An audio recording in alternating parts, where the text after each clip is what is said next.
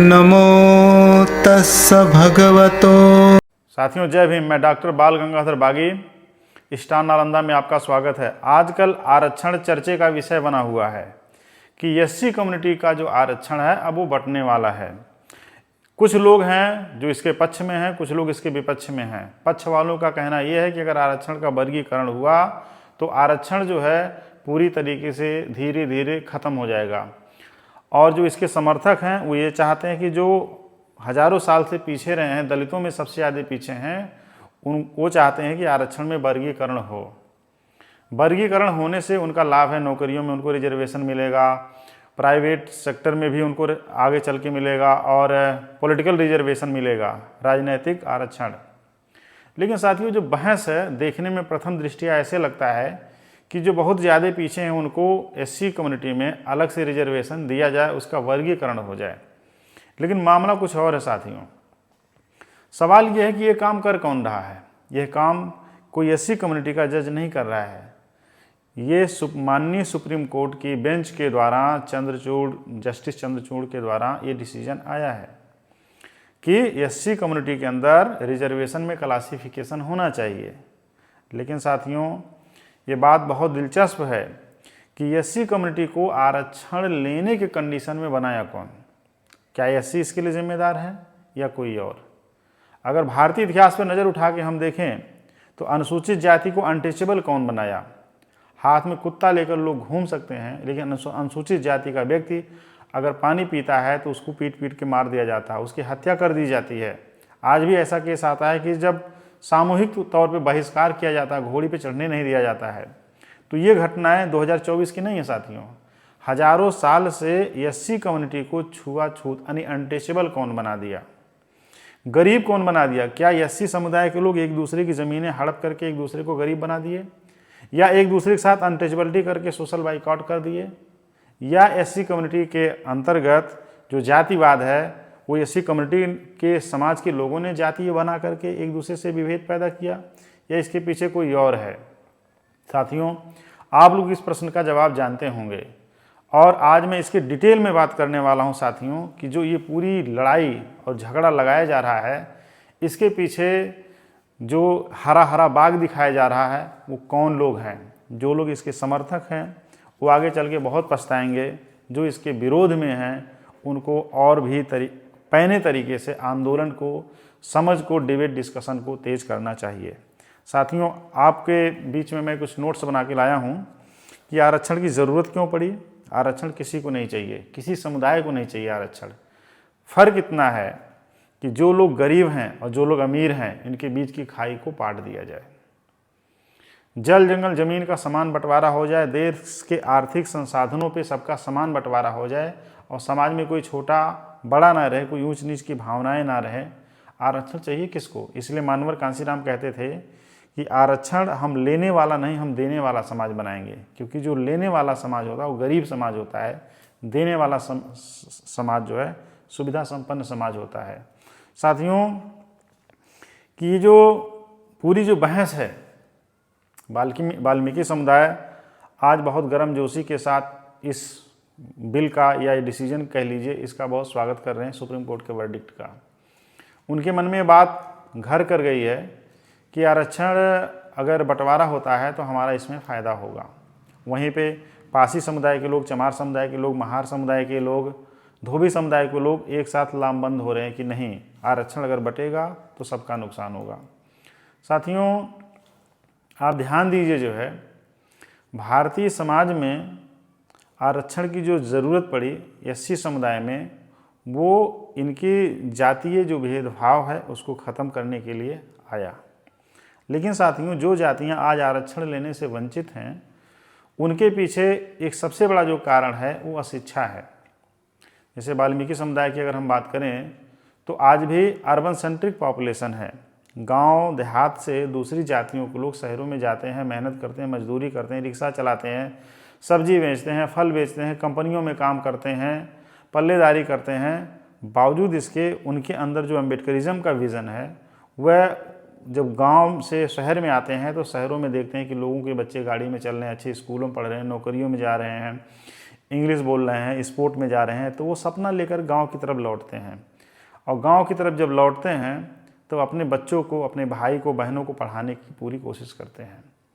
एक पहलू तो ये है। दूसरा पहलू ये है कि अनुसूचित जाति में, जिन जातियों में अम्बेडकरवाद पहले आया, जिन गांव में मूर्तियां हैं, अम्बेडकर पार्क है, लाइब्रेरी है, बुद्ध विहार है या सामाजिक संगठन है, या उस गांव के लोग बाबा साहेब के बारे में चर्चाएं करते हैं, जयंतियां मनाते हैं, उस गांव के जो एजुकेशन रेशियो है, सामाजिक अवेयरनेस है, दूसरे गांव की तुलना में या दूसरे लोगों की तुलना में वो ज़्यादा है।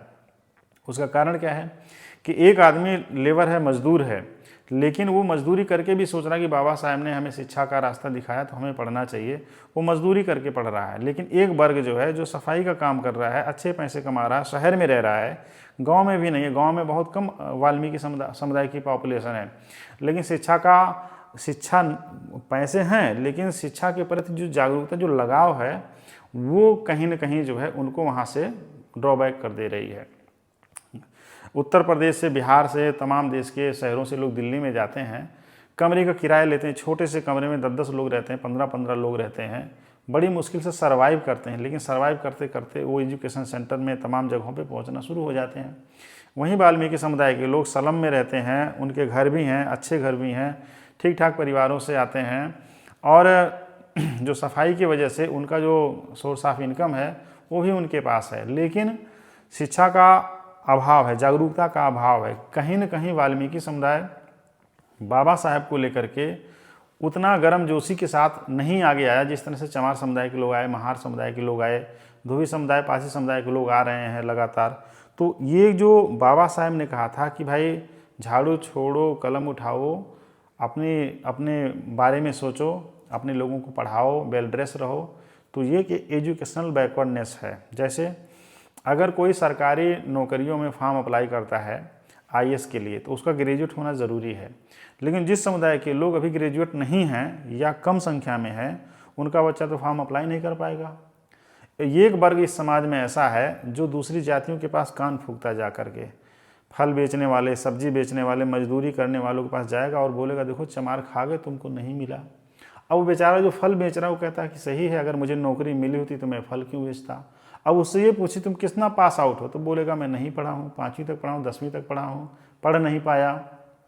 तो उस व्यक्ति से ये जाके प्रश्न कर रहे हैं, उस व्यक्ति को ये लोग जा कर के भड़का रहे हैं जो लोग ठीक तरीके से पढ़ाई लिखाई नहीं किए हैं और वो लोग कंपटीशन में नहीं बैठे हैं। उनके बच्चों के दिमाग में डाल रहे हैं कि देखो चमारों की वजह से, महारों की वजह से, धोबी वाल्मीकि की वजह से तुमको नौकरियां नहीं मिल रही हैं। वाल्मीकि समुदाय में अच्छे अच्छे पदों पे लोग हैं जो मेहनत की, जिनको शिक्षा की, जिनको जो शिक्षा समझ सके।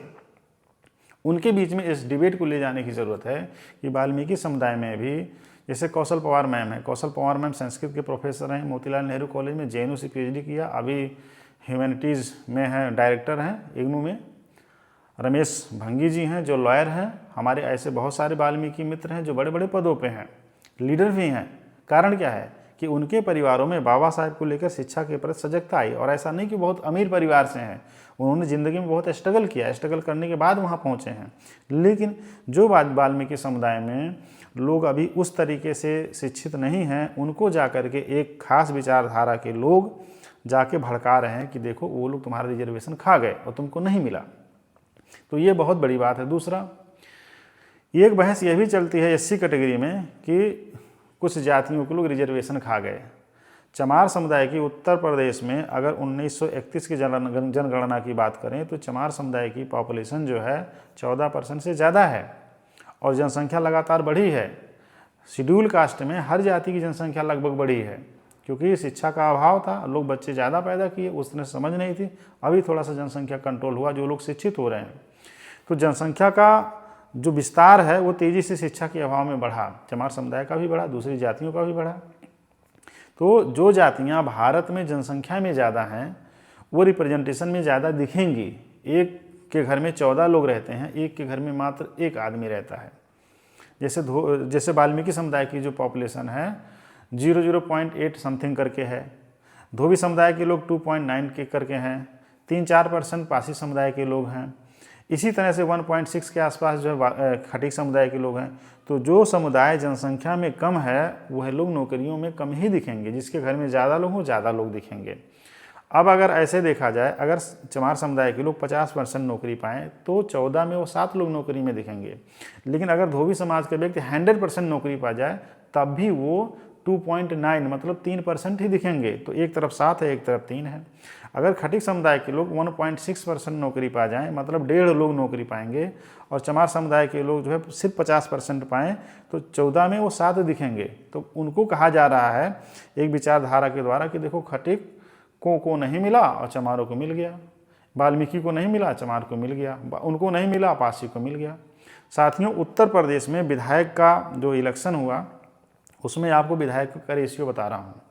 चमार समुदाय के पॉपुलेशन जो है 14% से ज़्यादा है और 14 चौके 56 विधायक होने चाहिए, लेकिन चमार समुदाय के विधायक हैं मात्र 19, यानी कि 47 विधायक कम है।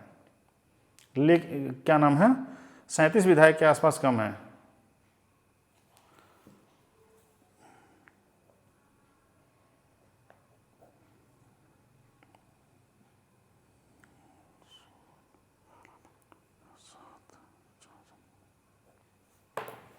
साथियों, अगर विधायकों की बात करें तो उत्तर प्रदेश में तो चमार समुदाय के लोग 14% हैं। 14 चौके 56, 403 विधानसभा सीटों में अगर 400 ही मान लें तो 56 विधायक होने चाहिए, लेकिन मात्र विधायक हैं 19।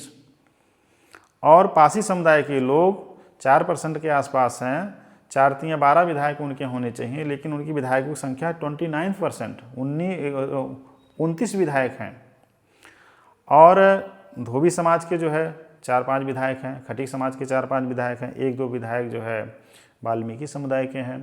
तो साथियों, लेकिन इस तरह से बहस नहीं आ रहा है चमार समुदाय के पास कि हमारे 56 विधायक होने चाहिए, हमारे 19 क्यों हैं। क्यों? क्योंकि यह समाज सामाजिक आंदोलन, राजनीतिक आंदोलन को लीड करने में विश्वास करता है, सबको नेता बनाने में विश्वास करता है। यह समुदाय अपनी जाति की बारगेनिंग करके किसी राजनीतिक पार्टी में जा सकता है और वहाँ ठीक ठाक नेता, विधायक, सांसद जिता सकता है। लेकिन जिस दिन ऐसा करने लगेगा यह वर्ग, उस दिन बाबा साहब और मानवर कांशीराम के विचारों की कहीं न कहीं बहुत बड़ी अवहेलना हो जाएगी और फिर हम बहुजन आंदोलन, लीडरशिप इसकी बात करने के लायक नहीं रहेंगे। और यह बहुत छोटी बात है कि अपनी जाति के बारे में ही कंसंट्रेट रहना। लीडर हमेशा नुकसान उठाता है। बाबा साहब ने 3-4 बच्चों की कुर्बानी दिया, मानवर कांशीराम ने अपने घर परिवार को छोड़ दिया, त्याग दिया सब कुछ, बहन जी ने घर परिवार को त्याग दिया, चंद्रशेखर आज़ाद को कई बार गोलियां लगी जो है, रामविलास पासवान जो है आजीवन राजनीति के अखाड़े में रहे और मंडल कमीशन लागू करो वरना कुर्सी खाली करो, मानवर कांशीराम और रामविलास पासवान जी ने नारा दिया था, उनके साथ बहुत सारे लीडर आए थे। तो एससी समुदाय में जो जातियां राजनीति में लीड कर रही हैं वो सिर्फ एससी के ही भले की बात नहीं कर रही हैं। मानवर कांशीराम ने इस देश में 1500 से ज़्यादा प्रोग्राम किए थे मंडल कमीशन लाने के लिए, और वही बाबा साहब डॉक्टर BR अम्बेडकर हैं जो आज महारों को लोग टारगेट कर रहे हैं। आर्टिकल 340 बनाए थे। आर्टिकल 340 के आधार पे बाबा साहब डॉक्टर BR अम्बेडकर OBC आरक्षण का प्रोविज़न दे करके संविधान के अंदर जिसके आधार पे क्या नाम है मंडल कमीशन बना।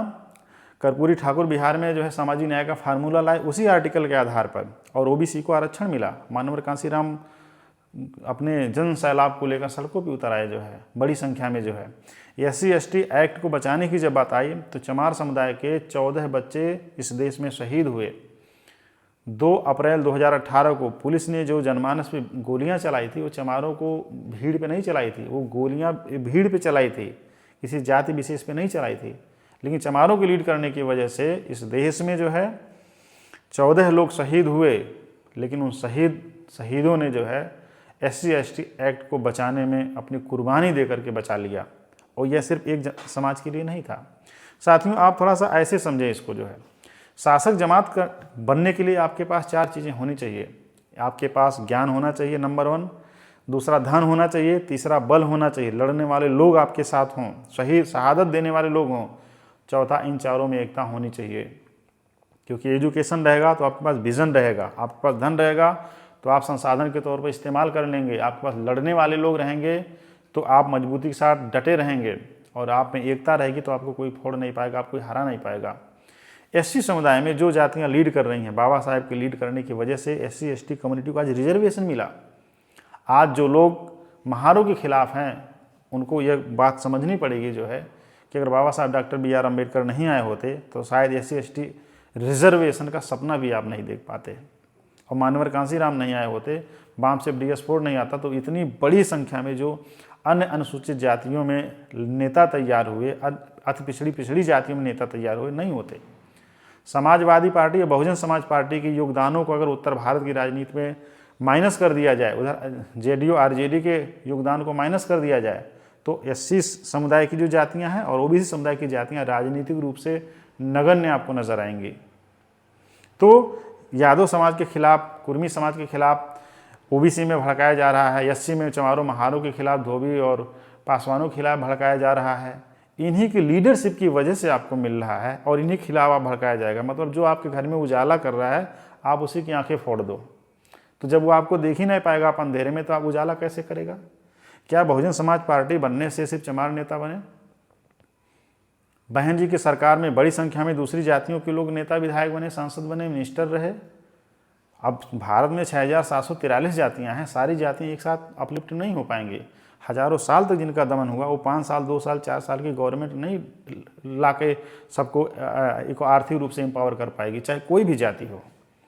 कोई नहीं कर पाएगा, कोई भी नेतृत्व करके नहीं दे पाएगा जो है। इस देश में 543 लोकसभा सीटें हैं, 6743 जातियों अगर बांटनी पड़े मुश्किल पड़ जाएगी किसी के लिए भी। जो विरोध कर रहे हैं उनके लिए भी मुश्किल पड़ जाएगी, जो समर्थन कर रहे हैं उनके लिए भी मुश्किल पड़ जाएगा। तो साथियों, इस चीज़ के पूरे डेमोग्राफ को समझने की ज़रूरत है। जो लोग ये कह रहे हैं कि नहीं वाल्मीकि समुदाय में पढ़े लिखे लोग हैं, हाँ हम कह रहे हैं पढ़े लिखे लोग हैं, वो तो आगे आ रहे हैं, क्या दिक्कत है? तो विदेश में भी क्या नाम है, वाल्मीकि समुदाय की लड़कियां जा रही हैं आगे। तो लेकिन अगर उन्हीं के पटीदार या पड़ोसी खानदान रिश्तेदार के लोग नहीं पढ़ेंगे तो नहीं आ पाएंगे। अब वह ना पढ़ने वाला फार्मूला हर जाति पे लागू होता है। मानवर कांसीराम ने कहा था कि मुसलमानों के बस्तियों के आसपास हमारे देश की सरकारें पुलिस थाना बनवाती है ताकि मुसलमानों को डराया जाए, और SC/ST अति पिछड़ी जातियों के मोहल्ले, कॉलोनी या गांव के आसपास जो है शराब के ठेके खोले जाते हैं, और सवर्णों की बस्तियों के आसपास जो है स्कूल खोले जाते हैं। ये हमारे देश की विडंबना है। तो जो डेमोग्राफ और जो रिसोर्सेज का बंटवारा है, लोगों को अपलिफ्ट करने की, उत्थान करने की बात है, जब हमारे यहाँ इतना ज़्यादा मिसबिहेविंग कंडीशन में रहेगी चीज़ें, तो लोग आगे कैसे बढ़ेंगे? जो लोग बहुत खुशी जाहिर कर रहे हैं, अब इसके अलावा देख लीजिए बाबा साहब यानी गुरु रविदास के आंदोलन से देख लीजिए, सदगुरु रविदास, सदगुरु कबीर, मध्यकाल में जब दलितों के साथ कोई नहीं खड़ा था तो सदगुरु रविदास आते हैं और सदगुरु रविदास, सदगुरु कबीर ललकार कर बोलते हैं। मध्यकाल में आपकी बहुत बड़ी पॉपुलेशन को उन्होंने कन्वर्टेड होने से बचाया, आपको अपने अस्तित्व में रखा। और वही ज्योतिबा फूले साहब आते हैं, सावित्रीबाई फूले जाते हैं, साहू जी महाराज आते हैं, बाबा साहब डॉक्टर B.R. अम्बेडकर आते हैं, मानवर कांसीराम आते हैं, पेरियार ललई सिंह आते हैं, रामस्वरूप वर्मा जी आते हैं, चंद्रिका प्रसाद जिज्ञासु आते हैं, बहन जी आती हैं, चंद्रशेखर भाई आते हैं।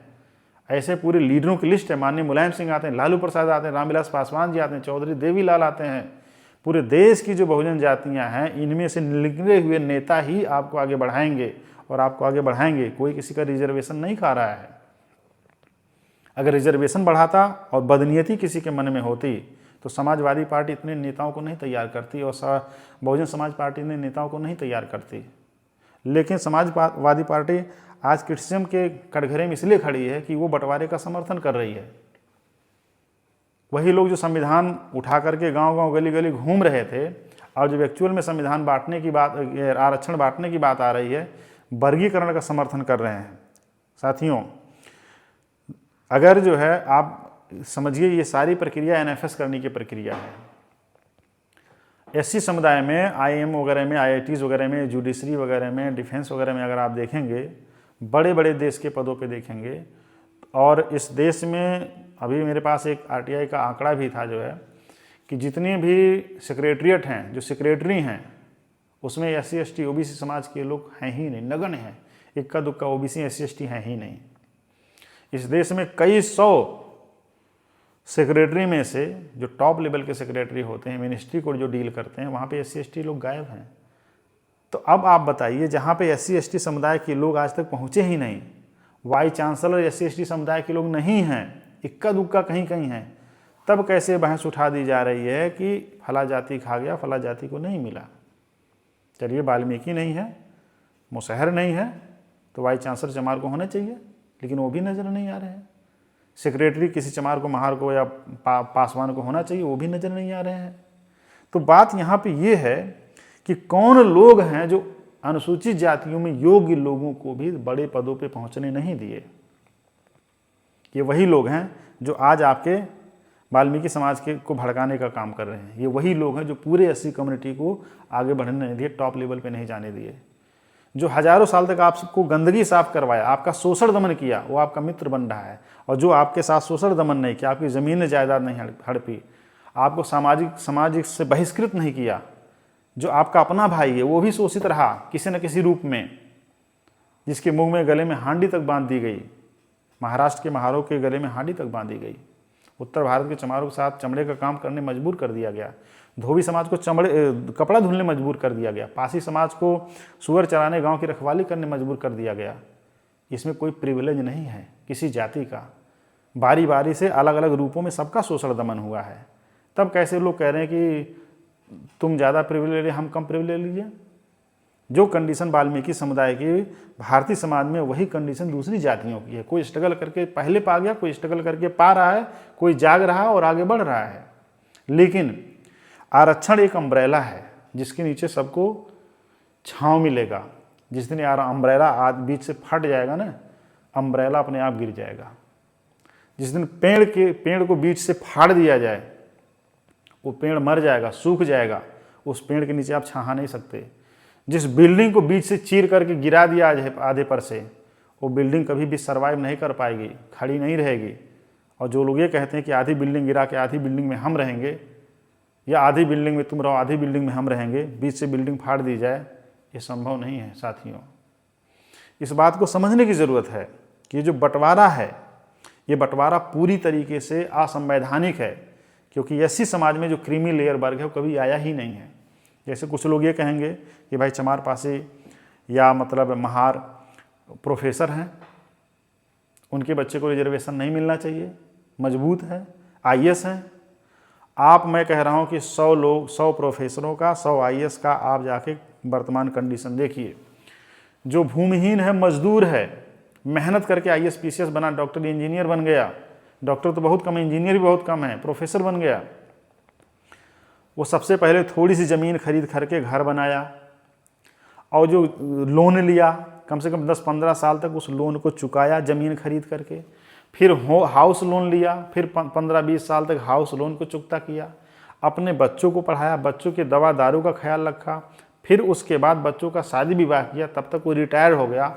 और इधर सरकार ने, अटल बिहारी सरकार ने पेंशन बंद कर दिया कि ओल्ड पेंशन नहीं मिलेगा। तो जो व्यक्ति पैदा हुआ, स्ट्रगल करके नौकरी पाया, घर बनाने में, थोड़ी सी ज़मीन खरीद के घर बनाने में, बच्चों को पढ़ाने में, शादी विवाह करने में, एजुकेशनली सेटल्ड करने में, रिटायरमेंट तक वो जीरो पे रह गया। अब उसके बच्चे जो है, एक पिताजी या माताजी नौकरी में थे, उसको एक घर दे के गए, उनको पढ़ा दिए गए, उनकी शादी कर दिए, यही दुनिया से सुविधा दे के दुनिया से निकल लिए। क्रीमी लेयर कहाँ है? जिसके पास रहने का घर नहीं, उसको रहने का घर मिल गया, वो क्रीमी लेयर हो गया। ये बात समझना होगा जो लोग क्रीमी लेयर की बहस कर रहे हैं। और यह बहस हर जाति में लागू होता है। चाहे वाल्मीकि समुदाय का व्यक्ति अगर नौकरी में पाया है तो उसकी जाके वर्तमान कंडीशन में देख लीजिएगा। जो लोग रिटायर्ड हुए हैं, जो लोग नौकरी में, उनकी बात मैं नहीं करता। अगर आप दिल्ली में हैं, कलकत्ता में, चेन्नई में हैं, बड़े बड़े शहरों में अगर आप एक फ्लैट लेते हैं तो आपको कम से कम 1 करोड़, 1.5 करोड़, 2 करोड़ रुपया पे करना पड़ेगा। और आपके पास कैश नहीं है कि आप उसको वहन कर सकें। आप लोन पे लेंगे और पूरी ज़िंदगी उसको चुकाने में आपकी नौकरी चली जाएगी। और जब वो फ्लैट आपके हाथ में आएगा, सेकंड हैंड हो चुका होगा और नौकरी आपके हाथ से जा चुकी होगी, आपके बच्चे फिर से उस फ्लैट में तो रह लेंगे, लेकिन नौकरी करने के लिए फिर से रोड पे रहेंगे कि हम कहाँ जाएं, क्या खाएं।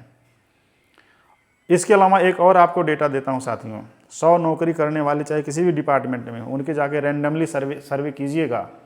आपको बहुत सारे परिवार ऐसे मिलेंगे जिनके माता पिता नौकरी में थे, या माता नौकरी में थे, पिता नौकरी में थे, उनका बेटा बेटी नौकरी में ही नहीं है। मैं जेएनयू के प्रोफेसरों की बात कर रहा हूँ। बहुत सारे ऐसे जेएनयू के प्रोफेसर हैं जिनके बेटा बेटे में से कोई नौकरी में नहीं है, क्योंकि पिता ने स्ट्रगल करके पा गया। बच्चों को फ्री में नहीं मिलेगा, उनको भी स्ट्रगल करना पड़ेगा। इस देश में जितने भी प्रोफेसर हैं, दिल्ली की बात कर रहा हूँ, JNU की बात कर रहा हूँ, DU की बात कर रहा हूँ, आप जाके 100 दलित प्रोफेसरों का सर्वे कर लीजिएगा। मैंने 5% भी सर्वे के दौरान नहीं पाया जिनका दिल्ली में घर हो। क्योंकि आर्थिक रूप से अगर वो पहले से मजबूत होते तो वो जो सैलरी पा रहे थे वो सरप्लस होता, दिल्ली में फ्लैट खरीदते, गाड़ियाँ खरीदते, इस्टेब्लिश होते। क्योंकि उसी सैलरी से उनको खाना है, उसी सैलरी से बच्चों को पालना, उसी सैलरी से उनको दवा दारू का खर्च उठाना है। तो जो भी स्ट्रगल करके चाहे किसी भी जाति का वर्ग नौकरियों में आ रहा है, वो बेसिक चीज़ जुटा रहा है। उसमें क्रीम कहाँ बन रहा है? दूध उबला ही नहीं और बोल रहे क्रीम छानो क्रीम छानो, पहले दूध तो उबलने दो। तो भारतीय समुदाय में क्रीमी लेयर वह है जो ज़मींदार है, लैंडलॉर्ड है, जिसका जातिगत सम्मान है, जिसके लिए नौकरी सर्वाइवल का इशू नहीं है। उसकी खेतों में इतना पैदा होता, खेतों में बेच करके वो इतना पैसा इकट्ठा कर ले रहा है, इतना खा पी के मोटा ताज़ा हो रहा है, जो नौकरी वाला उसके तुलना में कभी नहीं टिक पाएगा। जिसके पास 100 बीघा खेत है, 150 बीघा खेत है, आप पूरी ज़िंदगी प्रोफेसर की नौकरी कर लेंगे फिर भी 100 बीघा ज़मीन नहीं खरीद पाएंगे। 10 बीघा खरीदने तो बड़ी बात है। आप IAS हो जाइए, IAS की सैलरी तो प्रोफेसर से भी कम है, लेकिन समाज में हवा बना दिया गया IAS बन गए। उनके बच्चों को क्या नाम है, रिजर्वेशन कैसे चाहिए? IAS की सैलरी प्रोफेसर से भी कम है और भाग दौड़ दुनिया भर का है। और अगर एक व्यक्ति गरीबी से IAS बना है, उसके बच्चे को भी IAS बनने के लिए उसी तरह मेहनत करना पड़ेगा। ऐसा नहीं कि वो IAS बन गया तो उसके बच्चे फ्री में IAS बन जाएंगे। कोई प्रोफेसर बन गया, उसके बच्चे ऐसे ही प्रोफेसर बन जाएंगे। ये कॉम्पिटिटिव जॉब है, बिना कंपटीशन के आप कुछ नहीं कर पाएंगे। आपका बच्चा मेधावी नहीं है तो कुछ नहीं कर सकता है, आपके सैलरी उड़ा के बर्बाद जरूर कर सकता है। तो SC समुदाय को, इस भारत सरकार को सबसे पहले चाहिए कि जो भूमिहीन लोग हैं दलित समाज में, अति पिछड़ी समाज में, उन सभी लोगों के लिए जो है ज़मीन मुहैया कराए। लैंडलेस जो उनकी समस्या है, लैंडलेस को दूर करे। दूसरा क्या काम है कि OBC समाज का रिजर्वेशन जो है 27% है, उनकी जनसंख्या अनुपात में 52 से 60% किया जाए, क्योंकि OBC जनसंख्या बड़ी है।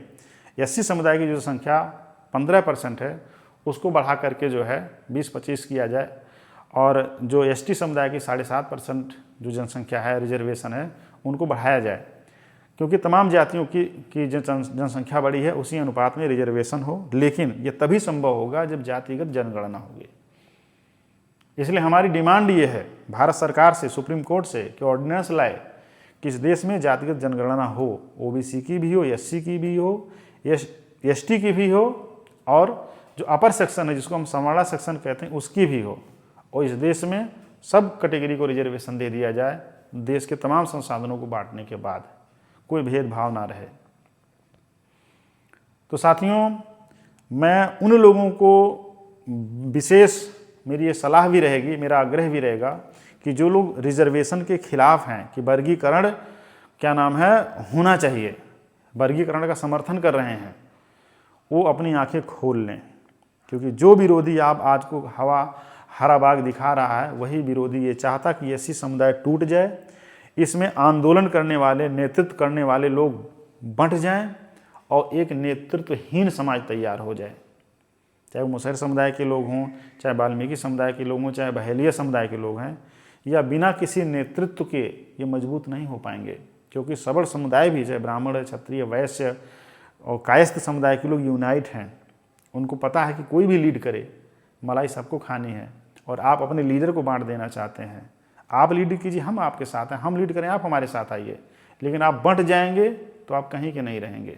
वो तो आपको सिर्फ वोटर बनाना चाहते हैं, या आप उनका वोटर बने रहिए, और SC जाति में कोई नेता बन रहा तो उसके खिलाफ आप हो जाइए। और हम आपसे ये कहेंगे कि देखो, दूसरी जाति आपका रिजर्वेशन खा गई है।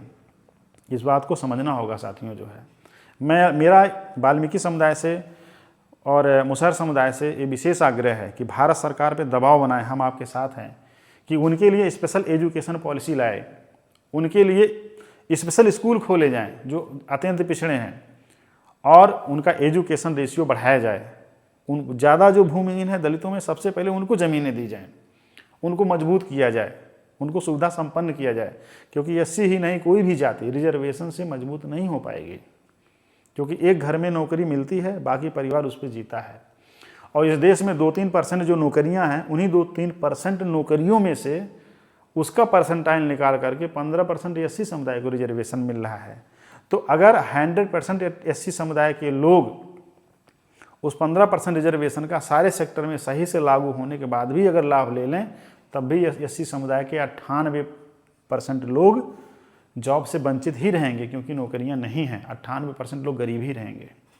इसलिए आरक्षण एससी समुदाय के अपलिफ्टमेंट का आधार थोड़ा सा हो सकता है, पूरा नहीं। ये बात को समझना होगा सभी लोगों को जो है कि इस देश में लैंड का बंटवारा हो, इस देश के संसाधनों का बंटवारा हो, इस देश में पूंजीपतियों के धनों का बंटवारा हो गरीबों में, इस देश का एक लेवलाइजेशन किया जाए, बहुत ज़रूरत है। और साथियों मैं लास्ट में ब्रीफ में बता दूं कि रिजर्वेशन जो विरोधी हैं ये किस तरीके से जो है 1994 के आसपास से ही एक्टिव हो गए थे। 1997 का मामला है, आंध्र प्रदेश हाई कोर्ट से शुरू हो गया था। लोगों ने पीआईएल दायर करना शुरू कर दिया कि एससी में बंटवारा हो। इसके बाद 2000 के आसपास जो है 2001 में हुकुम सिंह कमीशन आया उत्तर प्रदेश में। 2006 में पंजाब में मजहबी सिख को लेकर के डिवीज़न की बात की गई। महाराष्ट्र में 2003 में लहूजी साल्वे कमीशन बना। कर्नाटक में 2005 में रिजर्वेशन को बांटने की बात की गई। बिहार में 2007 में दलित महादलित करके रिजर्वेशन को बांट दिया गया। साथियों ये बात बहुत समझने की ज़रूरत है कि जिस कम्युनिटी में लीडर नहीं पैदा होते या जो कम्युनिटी किसी लीडर के साथ नहीं चलती है वो अपना अस्तित्व खो देती है। बाकी साथियों आपके कुछ भी प्रश्न हैं तो वीडियो के कमेंट बॉक्स में ज़रूर डालिए, हम आपके प्रश्नों का आंसर ज़रूर देंगे। जय भीम साथियों।